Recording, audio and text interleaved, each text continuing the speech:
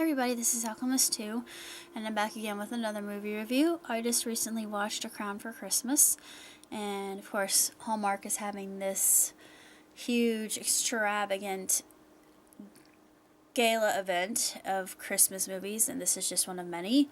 And the reason I was so enchanted by it is because one of my favorite people, Danica McKellar, who has actually spoken to me via email, she's just such a sweet person. She's just a rose. She really is. And I'm so fortunate to have had correspondence with her. But I got to see this, and it's about a woman who is a maid, and she used to be involved with painting on a grand scale, but she decided to quit after, well, she does it for herself.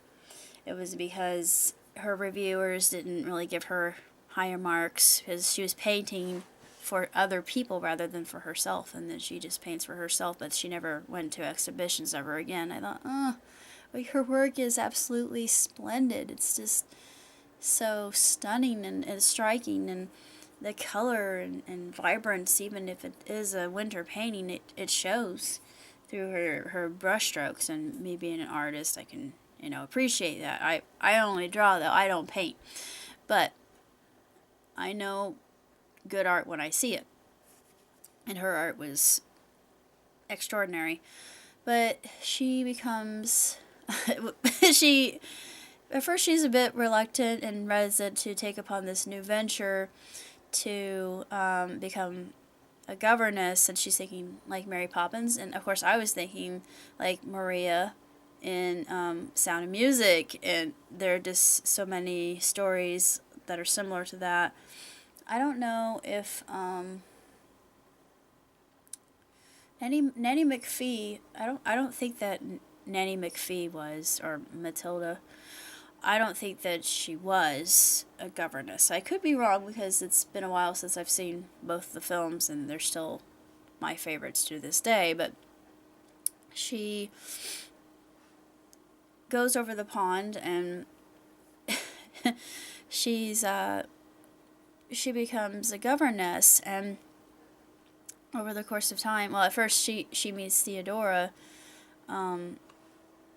the princess, or the king's daughter, and her mother took ill and unfortunately died. And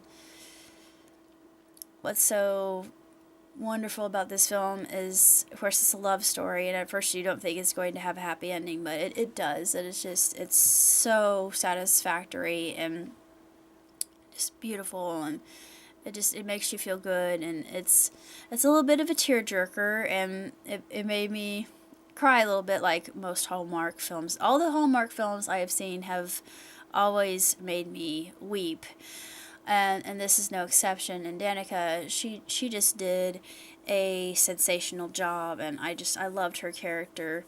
She was just so endearing and resolute and tough, and she was beautiful inside out, and not to mention very intelligent.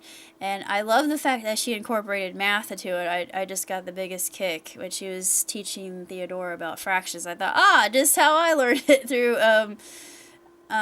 math doesn't suck and all that. And it was so clever. I thought that was a really nice breaking the fourth wall. I don't know if a lot of people know about Math Doesn't Suck and Hot X, and forget what the other one is, but still, they are really outstanding books, especially if you're like me and have issues with math. But now I don't have the issues that I used to have. I'm much more confident with it, and it's definitely a lifesaver.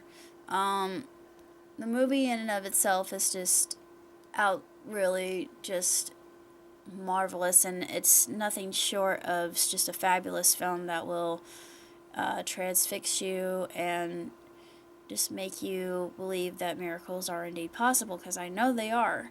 And as far as rating goes, I give it 2 thumbs and 5 stars, hands down.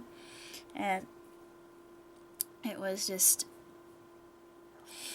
a sensational movie, and if you like Danica, I would definitely recommend it. It's just one of those Christmas specials that you can watch together as a family and get a lot out of it. And she sticks to her guns, and finally, of course, we get our happy ending. It just takes a little bit of time, and of course, that's the whole message of it. Sometimes getting to your happy ending does take some time, and that's what I learned from it.